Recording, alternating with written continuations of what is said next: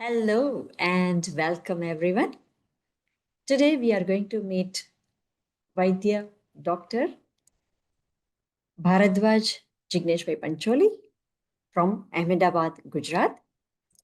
And I'm really very warm welcoming him just because he is my kind of brother and I learned from his grandparents in Ayurveda. So let's welcome Vaidya Bharadwaj. Welcome. Thank you so much. I would like to start with one verse from Ashtang Hriday Sutrasthan. That's Mangalacharan. रागादिरोगान् शतदानुशक्तान् न शेषकाय प्रसुतान् शेषान् औत्सुक्यमोहारतिदाञ्जदानं यो पूर्ववैद्याय नमोऽस्तु तस्मै यो पूर्ववैद्याय नमोऽस्तु तस्मै हरि ओम Hari Om. It's so nice to see you. Same आज here. हमारी जो बात करने की परंपरा रहेगी वो गुजराती, हिंदी, अंग्रेजी तीनों भाषाओं में रहेगी. एंड आई कैन से कि हमारा पूरे विश्व का जितना भी वर्ग है जो सुनने वाला है, देखने वाला है, उन सभी को हम टच कर सकेंगे. जी जी जी. So I would like to start with Mangalacharan. Why you are doing this Mangalacharan at the start of this conversation? हमारे भारतीयों में और स्पेशली मैं जहाँ से आता हूँ ब्राह्मण फैमिली में से, तो उसमें एक शुभ शुरुआत हमेशा ईश्वर की पूजा से होती है. इसीलिए मैंने पहले मंगलाचरण उसमें भी यो पूर्व वैद्याय नमोस्तु तस्मै, मतलब वो अपूर्व वैद्य जो है पहले शिव और दूसरे मेरे गुरु, उनको पहले नमस्कार किया और फिर हम आगे बढ़े. तो वो हमारे ये पॉडकास्ट के लिए भी बहुत अच्छा रहेगा, इसलिए मैंने मंगलाचरण से शुरुआत की. ओके, आई कैन अंडरस्टैंड कि ब्राह्मण फैमिली और ये हमारा भारतीय जो है परंपरा, उसके हिसाब से हम आराधना करते हैं, पूजा करते हैं शिव की स्पेशली. आप ब्राह्मण फैमिली से हो और वो भी अथर्ववेदी ब्राह्मण. जी. What is the difference between this, like Atharvavedi Brahman? What makes you different? Okay. So there are 4 types of Brahmin, mostly. All the 4 Vedas, Rigveda, Yajurveda, Samaveda and Atharvaveda.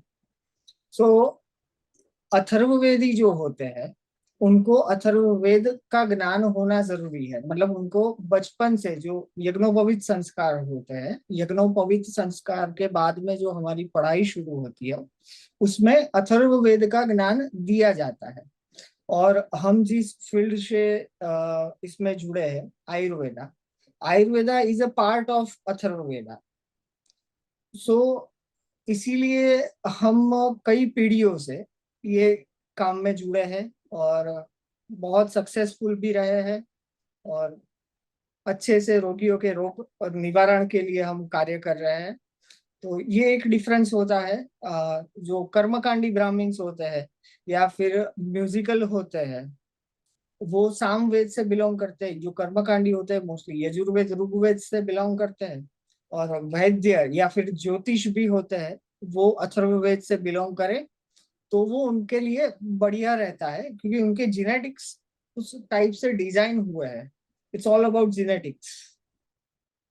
Okay, so does that comes like a Guru Shishya Parampara as well? Of course, because in olden times there was just Guru Shishya Parampara exist. Okay.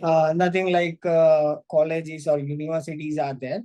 There were some, but in there also Guru Shishya Parampara was there. Right. So you are the 4th generation in Guru Shishya Parampara, correct? Yes, in my family I am 4th generation from my great grandfather's maternal side, Oh, there were so many Vaidyas, good Vaidyas are there.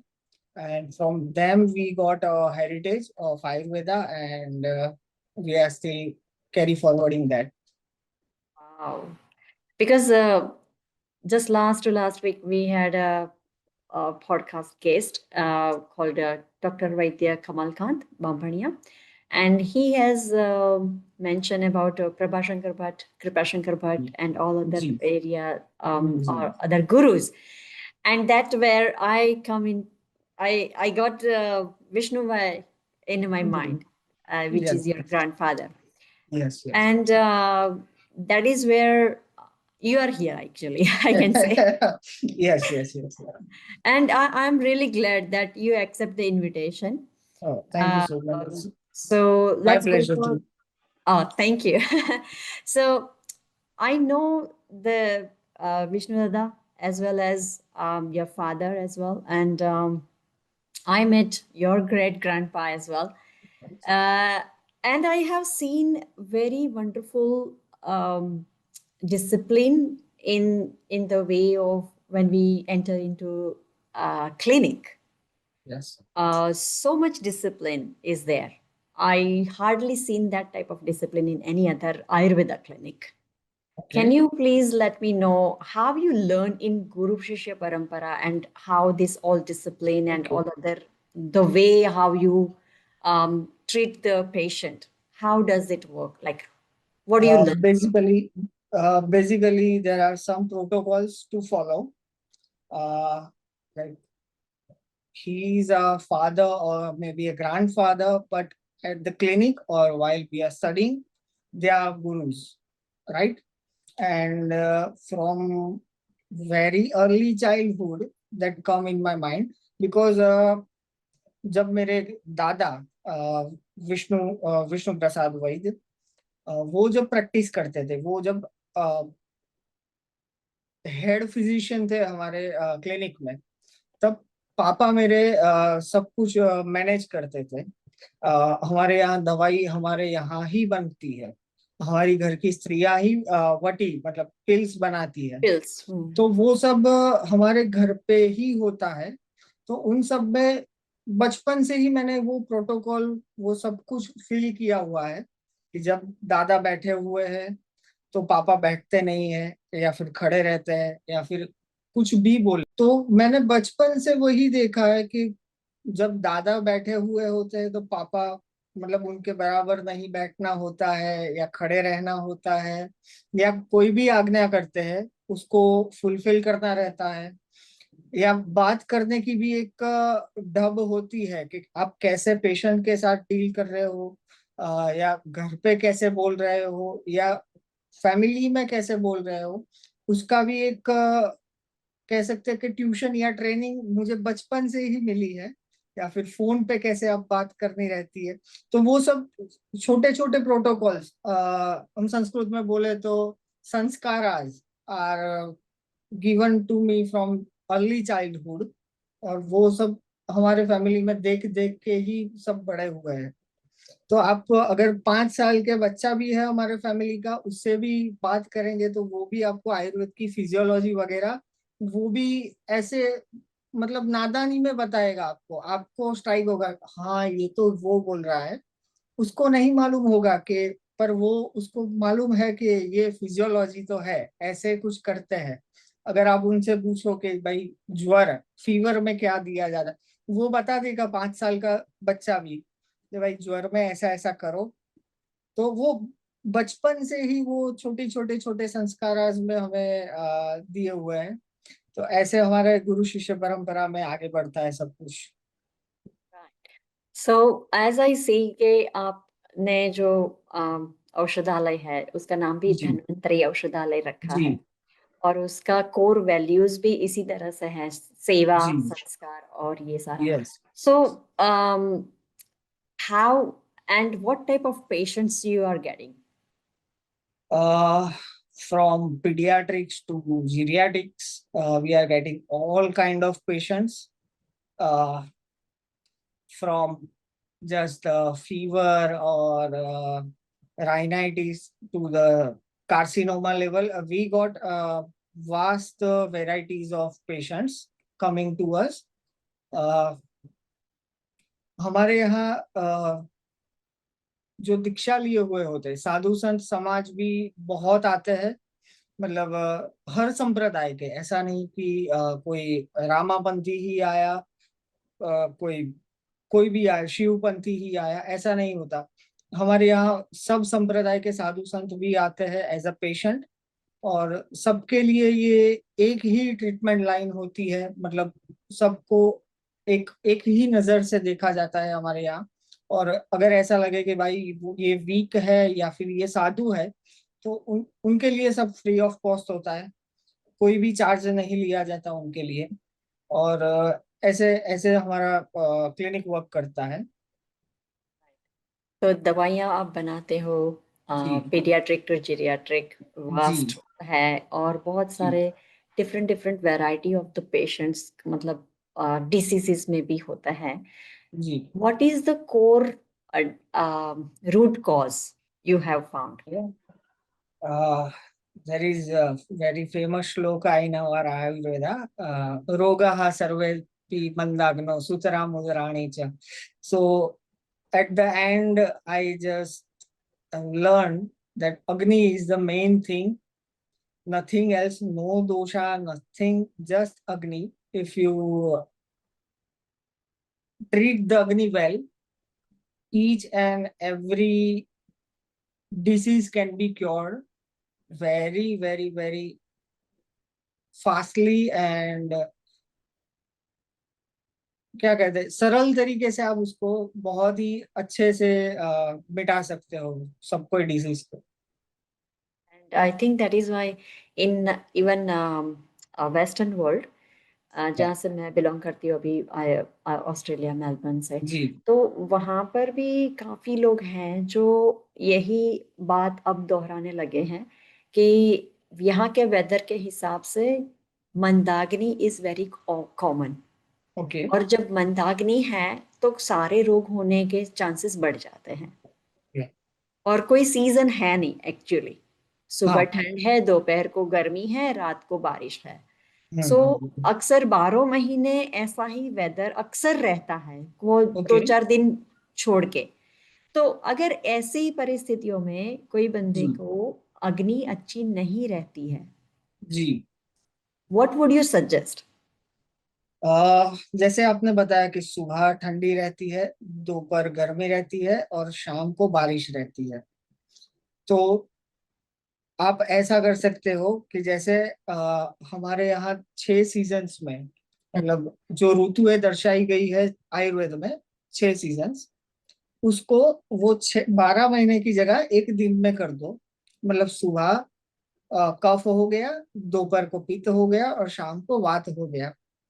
तो अगर कोई भी इसे पथ्य पथ्य में अपने include कर ले कि सुबह कफ वाला ना खाए, कफ शामक चीजें इस्तेमाल करें, दोपहर को पित्त शामक चीजें इस्तेमाल करें, और शाम को वात शामक चीजें इस्तेमाल करें, तो उनको बढ़िया रिजल्ट मिल सकता है। You sum up with very, very simple way. So, so whomsoever watching or listening this podcast, I would give you a little extra clue that in the morning, if you are having yogurt or milk with cereal, I would say big no. This is the cause of your what we can say, which is very common, sinusitis and allergic rhinitis, hay fever, all those things. If you are having cereals with milk or yogurt in the morning, please stop from today onwards. Yes.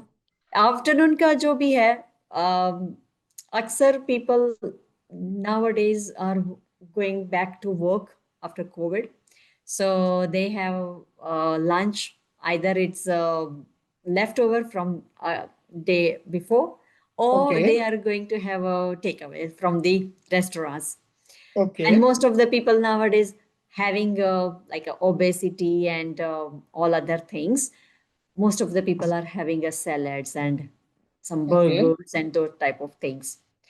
I never recommend these things, but Yes. there is not much options left behind. Okay. So whatever is available, I would say go for it.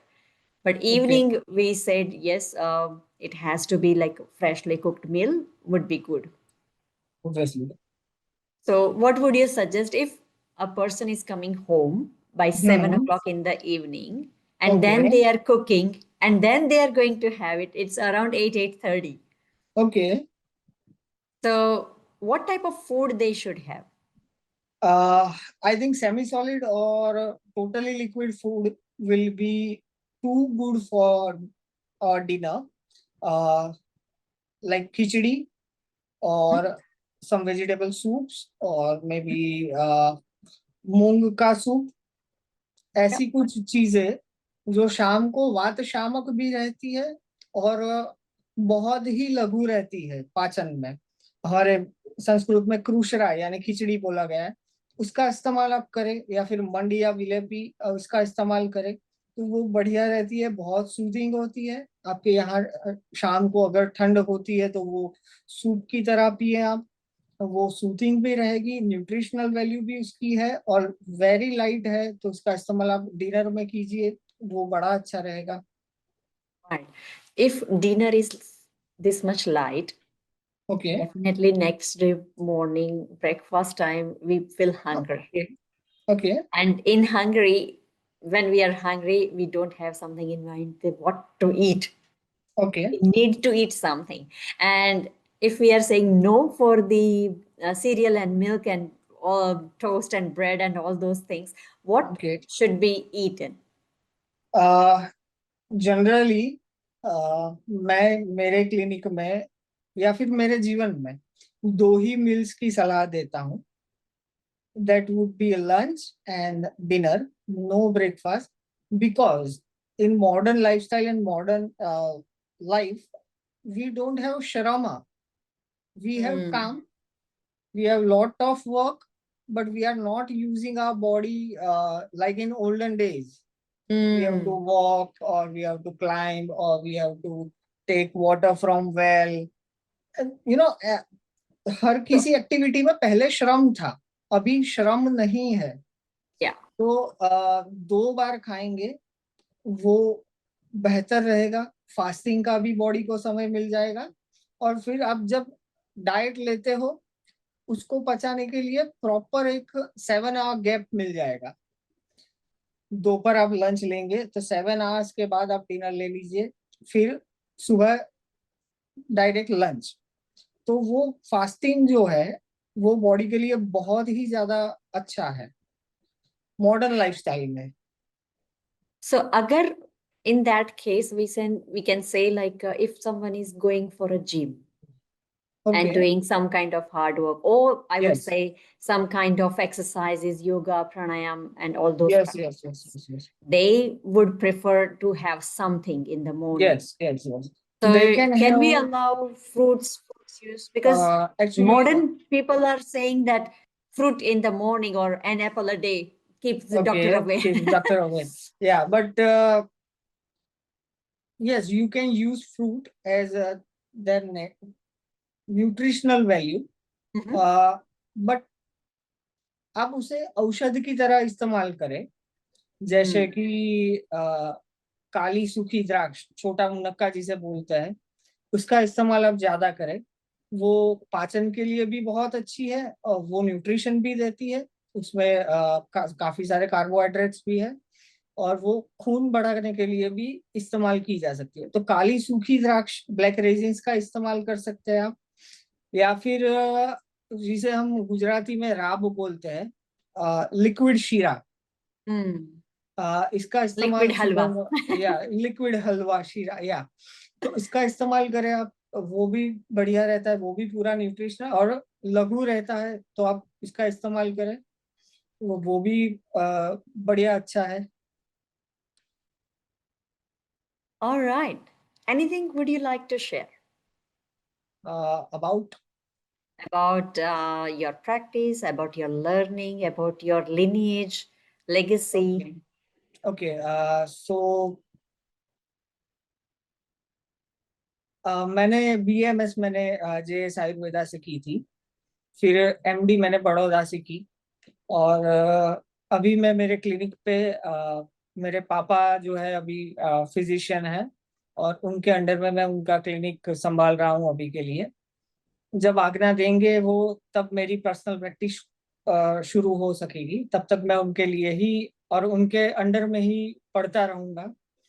और हमारे यहाँ एक जो हमारे गुरुज थे, उन्होंने एक technique develop की हुई है, अ, जिसे हम डायग्नोस्टिक टेक्निक कह सकते हैं एक तरह से।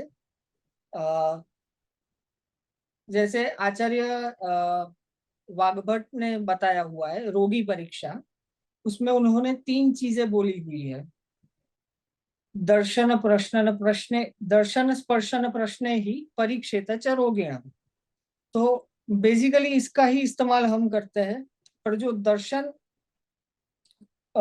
उसमें आता है, उसकी एक उसमें थोड़ा इलाबरेट करके उसकी टेक्निक डेवलप की हुई है।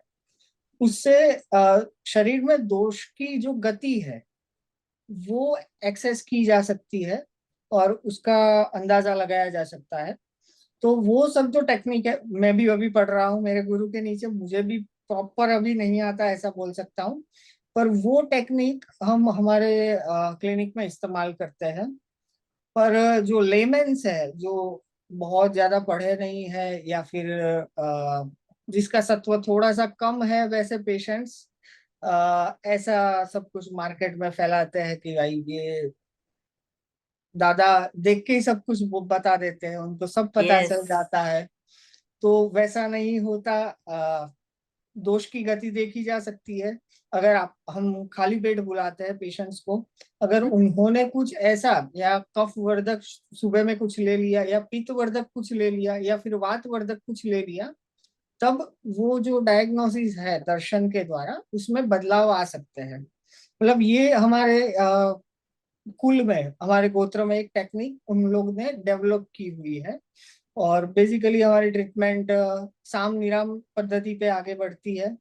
और बस ऐसा कुछ है हमारे यहाँ। ओके। एंड कुछ ऐसे लोग, जी अगर जी उनको आपके यहाँ या आपके पापा के माध्यम से अगर आयुर्वेद सीखना है, क्या जी, वो आ सकते हैं? बिल्कुल आ सकते हैं। पर आप यहाँ पे पड़ी हुई है, मेरे दादा के पास कुछ गाइडेंस आपने लिया हुआ है, तो बिल्कुल आ सकते हैं, बिल्कुल आ सकते हैं, बिल्कुल। पर हमारे यहाँ प्रॉपर गुरु शिष्य परंपरा होती है। तो थोड़े सत्ववान लोग ही आए तो वो बढ़िया है, क्योंकि अगर उनका सत्व थोड़ा सा लूज हो गया तो फिर नो कम सिखाया जाए या फिर ना सिखाया जाए, वैसा भी हो सकता है। मतलब जो अच्छे पढ़ने के लिए ही आना है वो आ सकते हैं, बिल्कुल आ सकते हैं। बिल्कुल। बार बार ये बात आ रही है, जी सत्ववान। जी। Can you elaborate this word? What is meaning of uh, sattva and sattvavan? Okay, so basically सत्व इज अ थिंग कि आप उसको एक्सप्लेन करना एक्चुअली मुश्किल है। पर मैं आपको थोड़ा सा सिंपल करके बता सकता हूँ कि गुरु शिष्य परंपरा में क्या रहता है कि गुरु को पूर्णतः समर्पण। तो अभी मेरी लाइफ मेरे गुरु के लिए समर्पित है। अगर वो बोलते हैं कुछ भी, तो वो मुझे करना है। एज ए एग्जाम्पल, ये बात पुरानी है, मेरे ग्रेट ग्रैंडफादर की है। वो जब ज्ञानबट वैद्य उनके नाना के पास पढ़ रहे थे, वो और उनके मामा दोनों शायद एक ही एज के होंगे, जो प्रभाशंकर वैद्य आप बता रहे हैं। तो प्रभाशंकर वैद्य और चंद्रशंकर जो मेरे दादा थे, वो ज्ञानबट वैद्य के पास पढ़ रहे थे। और इवेंचुअली हमारे गांव जाना हुआ था, अहमदाबाद में हमारी पाठशाला वगैरह थी। तो गांव जाना हुआ था, तो एज अ ब्राह्मण हम किसी के घर का नहीं खाते। उस जमाने में तो बहुत ही सब स्ट्रिक्ट हुआ करता था। तो गांव में से कोई ब्राह्मण के यहाँ से सीधा, मतलब जो गुजराती में सीधू कच्ची बोलते सामान। हैं, कच्चा सामान वो लिया। और फिर नदी वहां बहती है, गहलो नदी बोलते हैं, उसके तट पर वो स्नान संध्या करने के लिए गए। और पहले ऐसा बनाया कि भाई पहले बना देते हैं, फिर स्नान करके आके भोजन ग्रहण कर लेंगे। तो जो कच्चा सामान मिला था वो लड्डू का मिला था, तो लड्डू ही पकाने हैं। तो उसके लिए वो मुठिया पहले बनाना पड़ता है, फिर फ्राई आउट करना पड़ता है, और उसके फिर चूरा करके उसके लड्डू बनाए जा सकते हैं। तो जो नान बट वैद थे, उन्होंने वो मिक्सचर में जो डो होता है उसमें पानी ज्यादा डाल दिया, और वो परीक्षा ही कर रहे थे कि अब ये दोनों क्या करेंगे जो मेरे शिष्य है वो। और फिर नहाने चले गए। तो दोनों ने बात की कि ये पानी ज्यादा डाल दिया है, अभी इसका क्या कर सकते हैं। और ज्यादा पानी डाल के उसको बिल्कुल ही पतला कर दिया। और जो अग्नि थी, जो कढ़ाई रखी हुई थी घी की, उसमें से कुछ लकड़ियां नीचे से कम कर ली, मंदाग्नि करके फिर उसमें वो सब कुछ डाल दिया, और नहाने चले गए। जब तक नहा के वापिस आए तब तक वो अच्छे से पक गया था। मतलब ऐसी ऐसी चीजों में भी हमारे यहाँ परीक्षा और ज्ञान, परीक्षा और ज्ञान चलता ही रहता है, चलता ही रहता है, चलता ही रहता है।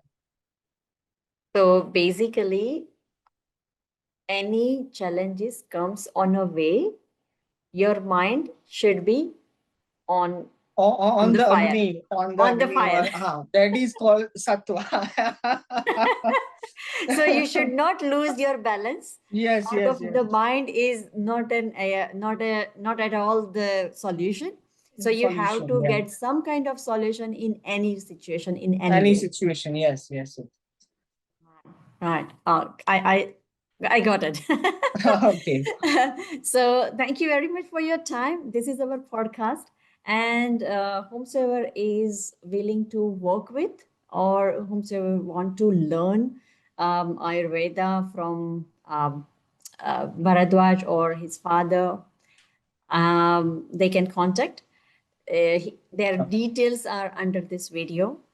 And the basic thing what I have noticed is they are not present in any social media in this Yes, 21st century. yes. So may I know what is the reason of it? uh, काफी सारे नीति नियम रहते हैं हमारे यहाँ कि हम बोर्ड भी नहीं लगाते, हम किसी को ऐसे मतलब सोशलाइज नहीं होते कि भाई हमारे यहाँ आओ, या फिर एडवर्टाइज नहीं करते। अगर किसी को आना है तो वो आ सकते हैं। मतलब पैसे के लिए हम वर्क नहीं करते। हम हमारे पास जो भी आए उसकी रोग मुक्ति ही हमारे लिए जीवन है। तो उसी माध्यम से हम अपनी चिकित्सा वगैरह करते हैं, और ऐसे um, चलते हैं। till today, I can understand that social media was not that much influenced in general public, but yes. nowadays is like it's a big balloon, I hmm, can say. Hmm. So, would you think you can survive in upcoming years? Yes, of course, because what patients or what general public needs is result. After all, Yes. uh, that is what we are giving. We are giving knowledge of Ayurveda to every patient of us, and everyone are welcome at our place.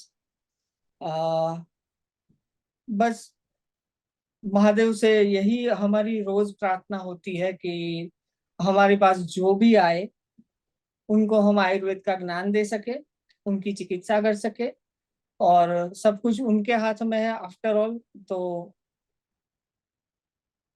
जहाँ पे truth होगा वहां पे चलेगा। सत्य का विजय है. सत्य का विजय है। All right. So this is our podcast. Thank you so much for your time, all your wisdom, and happy to learn more and more from you as well. And we'll see you soon, very soon. या sure. नमस्कार। Thank you. Namaskar. Thank you.